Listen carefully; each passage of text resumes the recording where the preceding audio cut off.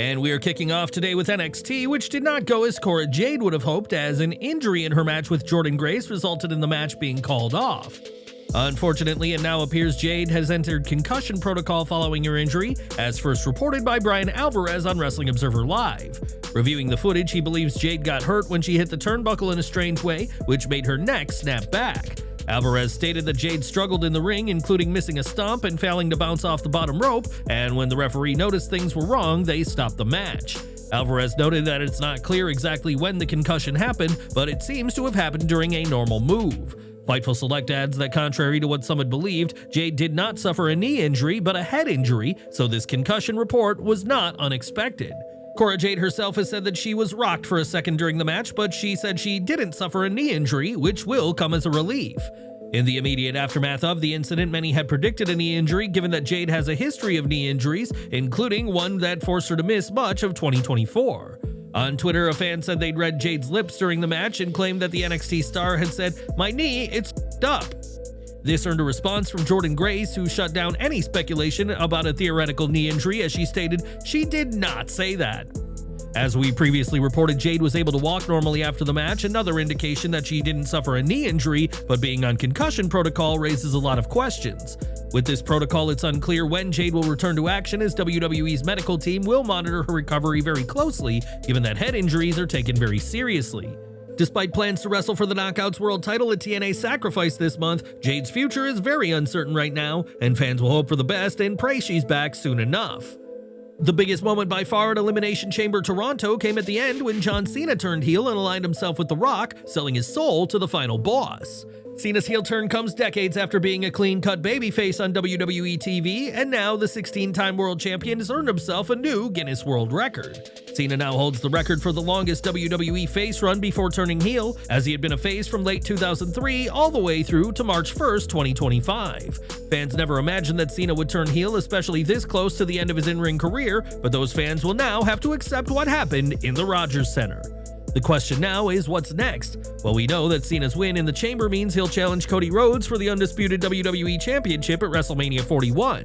There's also been a rumor that Cena will undergo another dramatic change and go bald for this heel run, further distancing himself from the person fans have known and loved for years. Cena is set to make his return to WWE TV on the March 17th Raw in Brussels, Belgium, so it'll be some time before fans see him again and get the opportunity to receive an explanation. We'll have to see how WWE will book Cena once he's back, and what do you make of this heel turn and the rumors of a bald John? Share your thoughts down in the comments.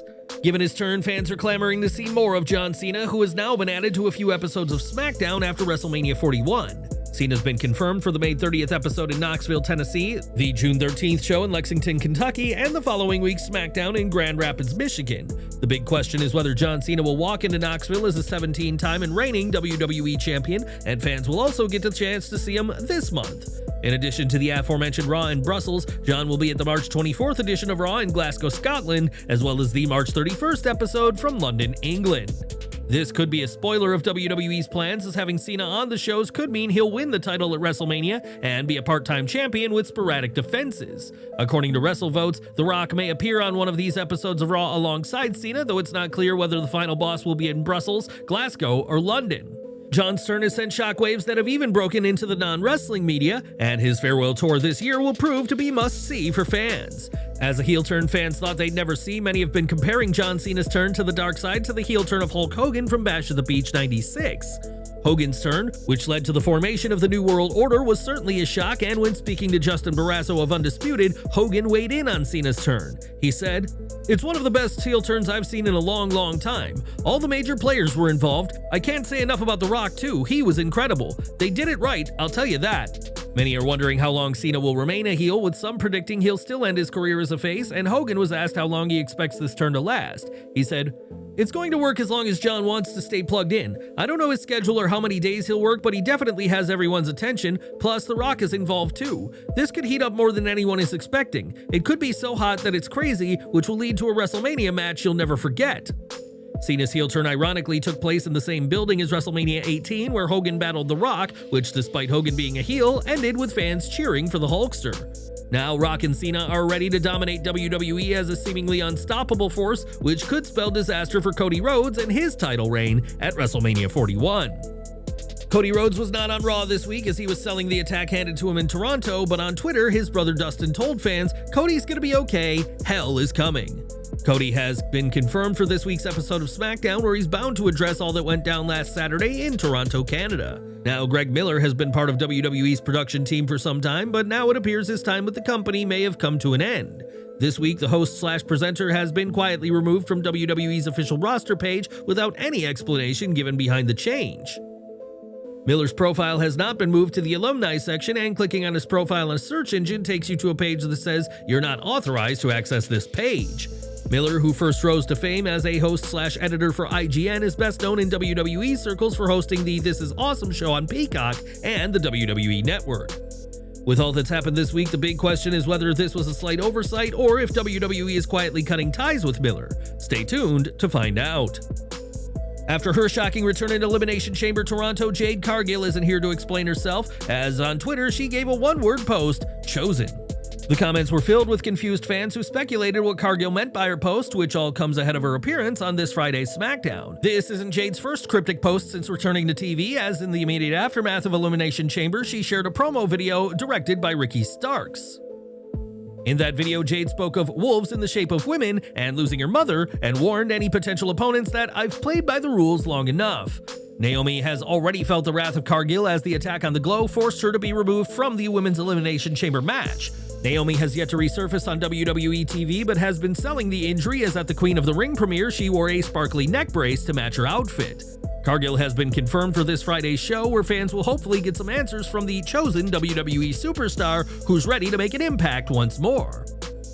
WWE 2K25 news now, as the DLC lineup for this year's game has been revealed, with 5 major content packs set to drop throughout the year.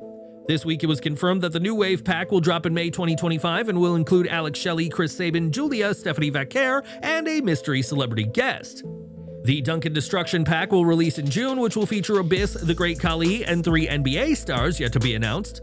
The Fearless pack will drop in July 2025 and will include ECW's New Jack, Jordynne Grace, Penta, Bull Nakano, and another mystery celebrity guest. In September, the Attitude Era Superstars pack will release, featuring D'Lo Brown, Mark Henry, Victoria Road Dogg Jesse James, and notably AEW's Billy Gunn. And in November, WWE will release the Saturday Night's Main Event pack, which will include Jesse Ventura, Mr. Wonderful, Tito Santana, Junkyard Dog, and Sid Justice. WWE 2K25 will feature hundreds of playable characters at launch, and with more to come this year, fans will be spoiled for choice as they decide who will do battle in the video game. Over to AEW Dynamite, as Kenny Omega delivered a warning to Konosuke Takeshita in a video package, adding another layer to their international title match at Revolution. Dynamite opened with MJF in the streets of Sacramento as he dared Hangman Page to come fight him ahead of their match at Revolution. MJF asked Page if he wanted to shoot Cowboy and dared him to meet him in the parking lot, teasing an encounter between the two that'd play out later in the show. When Renee Paquette found MJF outside, their interview was interrupted by Page, who nearly ran over his fellow former AEW World Champion. The Cowboy sent MJF running back into the arena, but Page would attack a man disguised as MJF, leaving the real scumbag to score a sneak attack and deliver a beatdown. MJF revealed an "MJF did nothing wrong" shirt before pulling out lighter fluid from under the ring and threatening to set Page on fire before a throng of security intervened. MJF was taken away as he screamed, "Let me prove my point," and while MJF didn't succeed in scorching Page, this is proving to be the hottest angle in AEW by far. This was the best follow-up for this feud and played on the promises and teases made in previous promos, and this week's segment also didn't go too long. The segment did what it needed, and fans will certainly remember a mad MJF threatening to light Page on fire for a long time to come. The only question now is whether Page and MJF can have a normal wrestling match at Revolution, given all the intensity fans have seen so far in this feud. Tony Schiavone managed a contract signing, bringing out both Swerve Strickland and Ricochet to make their Revolution match official. Ricochet mocked Strickland, who repeatedly told him to sign the contract, and once Ricochet did, he attempted to sneak attack Swerve with a pair of scissors. Ricochet's plan backfired as Swerve pulled out his own scissors and stabbed Ricochet instead, and this promo covered familiar ground with both men exchanging expected lines. Swerve was able to get under Ricochet's skin by saying all he'll be remembered for is Swerve briefly resurrecting Ricochet's career and his ring announcer wife, Samantha Irvin. While Ricochet spoke with confidence, his words felt repetitive, while Swerve delivered more effective threats but stumbled over his words at times. Was this contract signing necessary? Probably not, but AEW clearly wanted to spotlight this feud as one of the top stories heading into Revolution. With that in mind, it was a solid segment, though it would have been more impactful if both men had dug deeper into their history or raised the intensity of their promos to a new level. The hot crowd certainly helped, reacting loudly in support of Swerve and against Ricochet, and hopefully that same energy carries over to their match at Revolution. While Strickland and Brody King looked like a deadly duo, Ricochet and Kazuchika Okada had the last laugh after the Rainmaker brought in his Continental Championship. Ricochet hit Swerve with it to get the win, and while Swerve and King seemed like an odd combo on paper, they showcased a surprising amount of chemistry. Ricochet and Okada fitted together more in terms of their personality than in-ring style, but they played the roles well against their respective opponents. The standout pair in this was Swerve and Ricochet, as their natural chemistry made for an exciting exchange ahead of Revolution. That said, the result does make Swerve vs. Ricochet feel somewhat predictable, as it's hard to imagine Swerve losing to the one and only for a third straight time. Still, the match should deliver, as will Okada vs. King, and while these two were less central to this match, they made clear that Okada will have a tough fight ahead against King. Despite the toughness of Brian Cage, Lance Archer, Mark Davis, and Brian Keith, the face team of Will Ospreay, Powerhouse Hobbs, Orange Cassidy, and Mark Briscoe proved undeniable. After picking up the pace, Hobbs, Cassidy, and Briscoe cleared out of the ring, allowing Ospreay the opportunity to hit an Oscutter into a hidden blade on Keith to get the victory. Post-match, Mark Davis choked out Ospreay, Archer and Cage chokeslammed Hobbs onto the steel steps, and Kyle Fletcher then arrived to hit Ospreay with a brainbuster through a chair. As expected, AEW delivered on this chaotic 8-man tag ahead of the pay-per-view, and action was fast-paced and showcased everyone effectively. Ospreay getting the win was predictable, but Hobbs stood out as the match's true centerpiece with a speed power combo that continues to push him as a name heading into the main event. This post-match beatdown ran a bit long, but it successfully emphasized the stakes of the upcoming steel cage match, making Ospreay look vulnerable ahead of Revolution. Hopefully he'll get a one-on-one match with his rival, but despite the steel cage stipulation, one can't count out the Don Callis family getting involved. This was easily Mark Davis's strongest moment yet as a member of said family, as he proved ruthless in the ring, but still wrestled under the clear influence of Callis. Hopefully this signals a clearer direction for his character, as he has plenty of talent, even while being held back as part of the faction. With Brian Keith taking the pin again, this seems like a big sign that the Learning Trees association with the Don Callis family is coming to an end.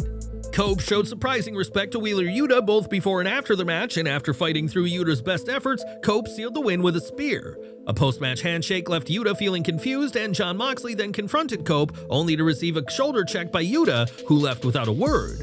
Backstage, Moxley found a camera and warned Cope that he's even more dangerous on his own now that Cope and his allies have dispatched of all other Death Riders.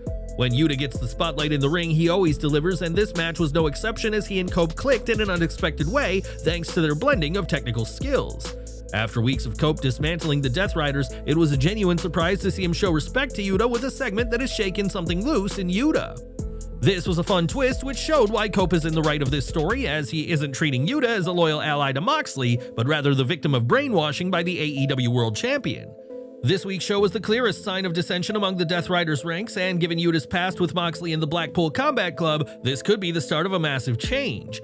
Meanwhile, Moxley's promo was the most direct and pointed of the entire rivalry, but now he'll have to back all of this talk up with the title on the line at Revolution. During this week's WWE NXT, Shawn Spears captured the NXT North American Championship, his first ever title on a WWE televised show.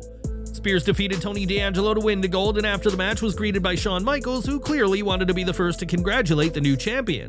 Rather than accept Shawn Michaels' handshake, though, Spears coldly stared the Hall of Famer down before turning and walking away in a clear sign of disrespect to one of WWE's all-time greats.